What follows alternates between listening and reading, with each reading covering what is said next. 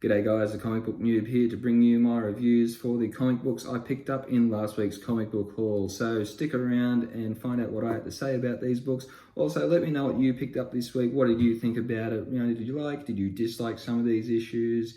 Let me know. So stick around and I'll be back to kick this video off shortly.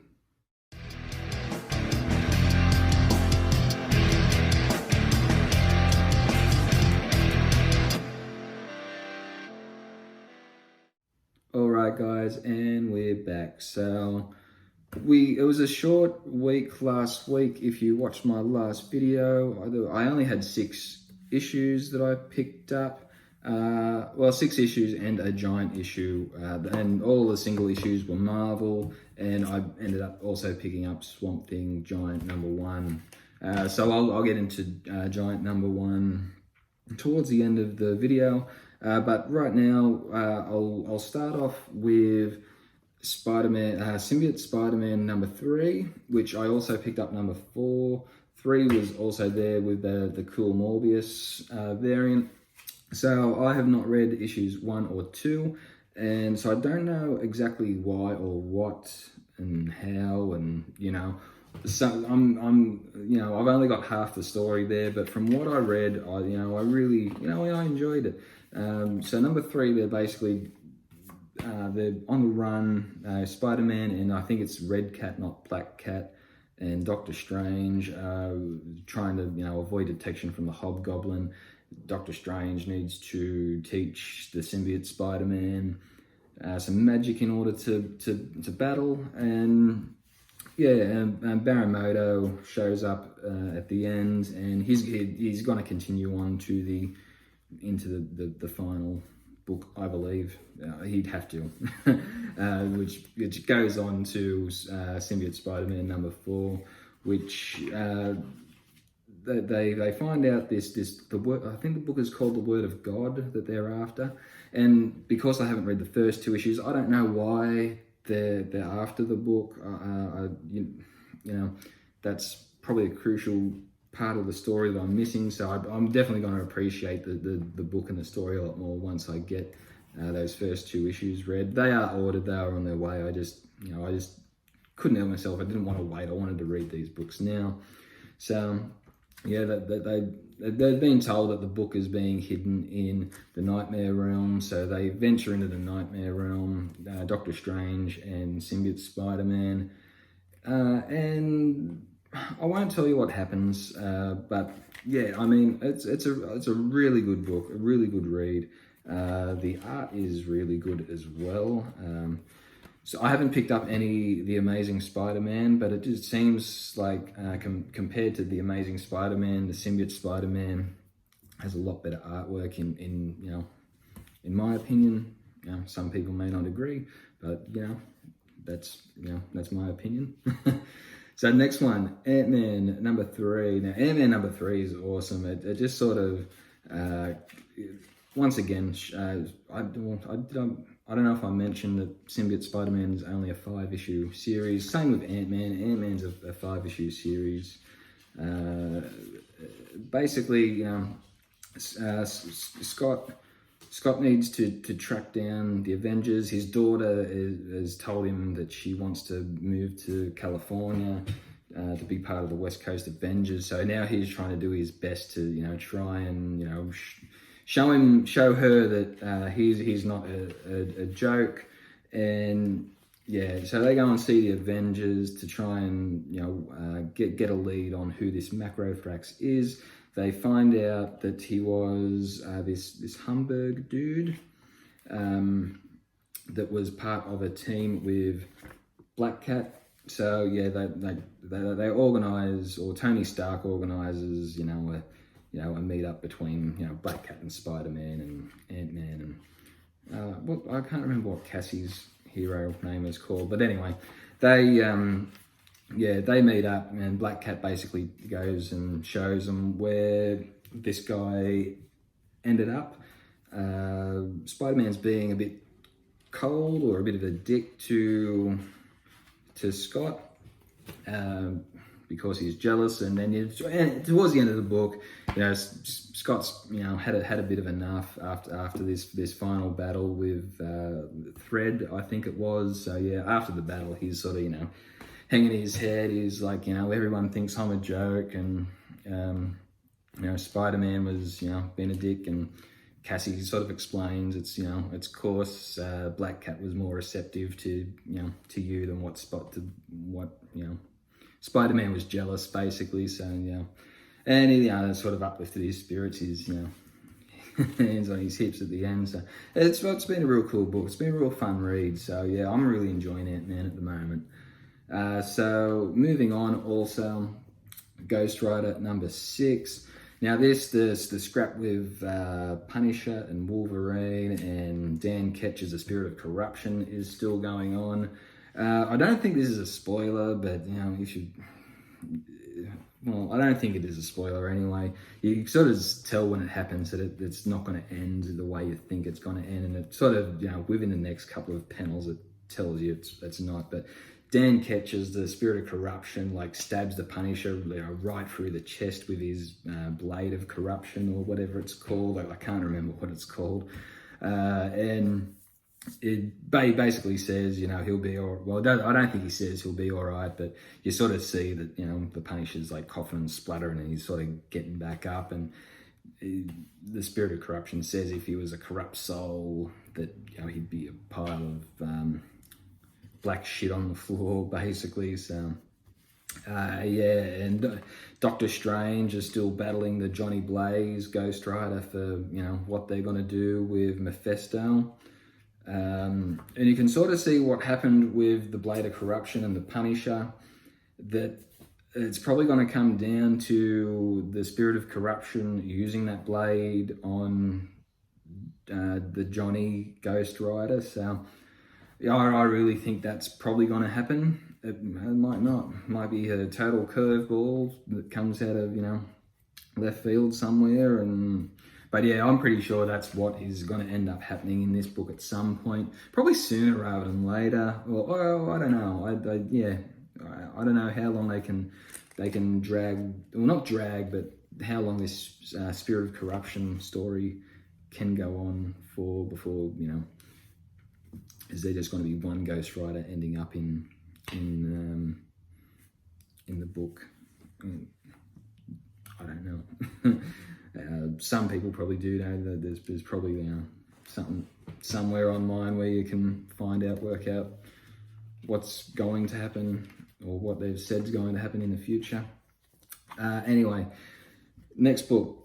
Thor number 4. This also, like the Symbiote Spider-Man, I have not read the first issues leading up to this issue. I just simply wanted to get this because I heard a lot of good things about it. So I thought, yeah, I'll get it. I'll see if I like it. If I like it, I'll chase up the following issues.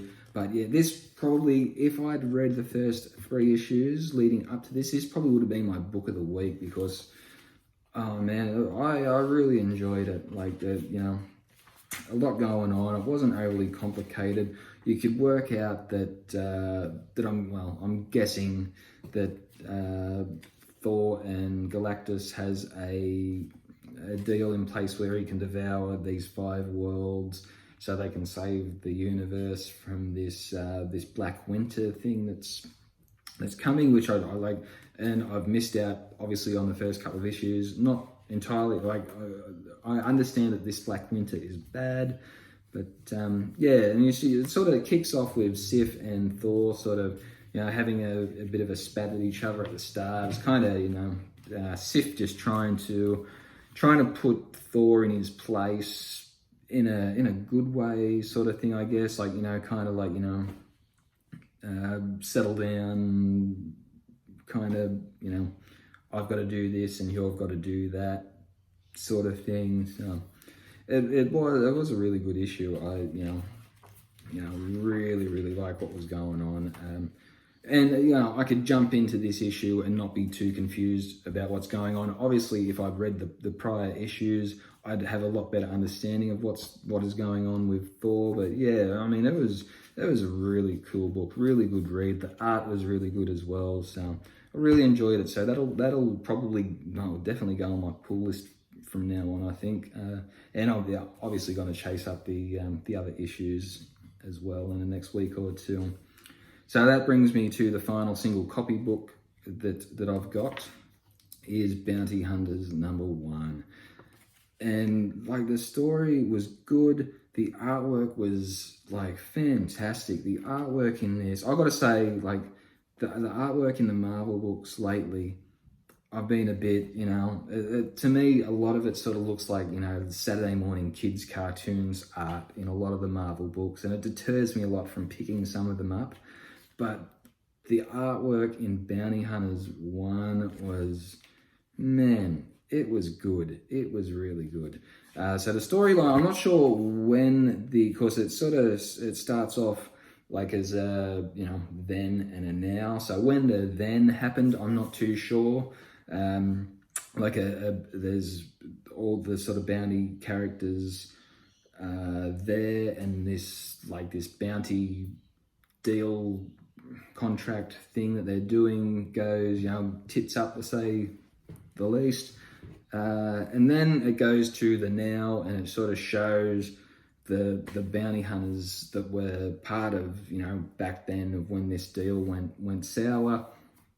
And they're towards the end of their little story, they're being told about this bounty that they might be interested in. And towards, like, when you get to the Boba Fett bit at the end, you can see, like, he's got the Han Solo in the carbonite. So that obviously the timeline in the now is between The Empire Strikes Back and Return of the Jedi.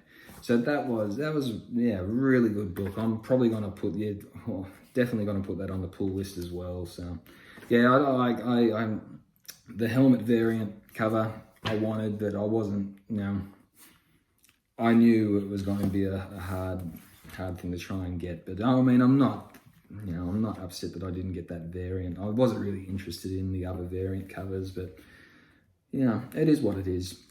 So, and the last thing I've got that I picked up last week was Swamp Thing Giant #1. This book was really good. I don't know what I expected. I sort of had no idea what or who Swamp Thing was as a character.